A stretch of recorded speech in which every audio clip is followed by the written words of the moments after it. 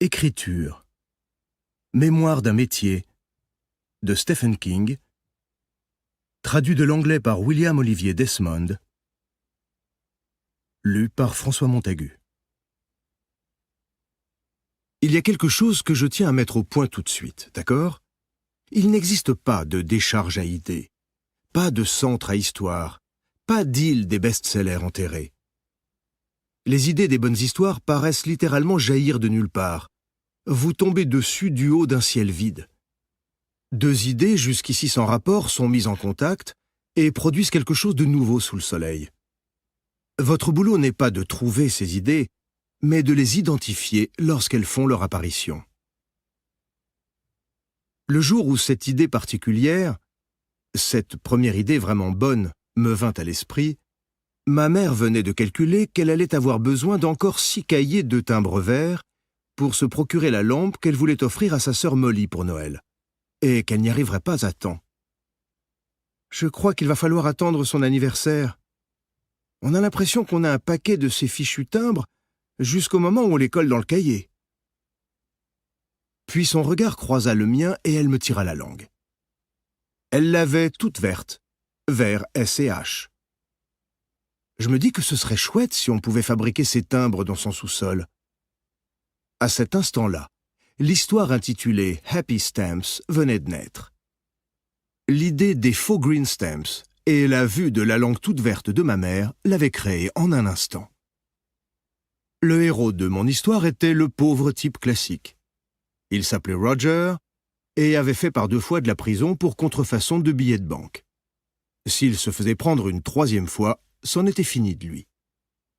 Mais au lieu de contrefaire des billets, il a l'idée de fabriquer de faux Happy Stamps, à ceci près qu'il se rend compte qu'ils sont d'une telle simplicité à reproduire qu'il ne s'agit même pas de contrefaçon. Ce sont d'authentiques timbres qui sortent par milliers de sa presse. Dans une scène amusante, sans doute la première vraiment réussie que j'ai écrite, Roger se trouve dans le séjour avec sa mère. Il feuillette avidement le catalogue Happy Stamps pour voir les articles qu'ils peuvent s'offrir, tandis qu'au sous-sol, la presse éjecte paquet après paquet de ces mêmes timbres commerciaux. « Bon sang !» dit la mère. « S'il faut croire ce qui est écrit ici en petit, on peut s'acheter n'importe quoi avec des Happy Stamps, Roger. Tu leur demandes ce que tu veux, et eux te disent combien il te faut de cahiers complets pour l'avoir.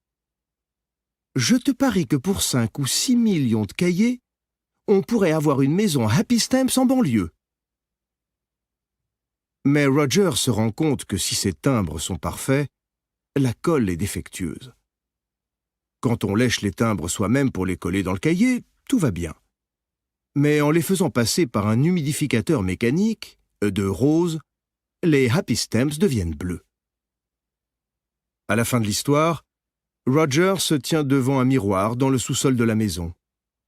Derrière lui, sur la table, s'empilent environ 90 cahiers de Happy Stamps, tous remplis de timbres léchés un par un. Notre héros a les lèvres toutes roses. Il tire la langue, elle est encore plus rose. Même ses dents rosissent. Sa mère l'appelle joyeusement par l'escalier, disant qu'elle vient juste d'avoir au téléphone la société Happy Stamps National Redemption, dont le siège est à Terre Haute, et qu'on lui a dit qu'elle pourrait avoir une belle maison de style Tudor à Weston pour seulement 11 600 000 cahiers de Happy Stamps.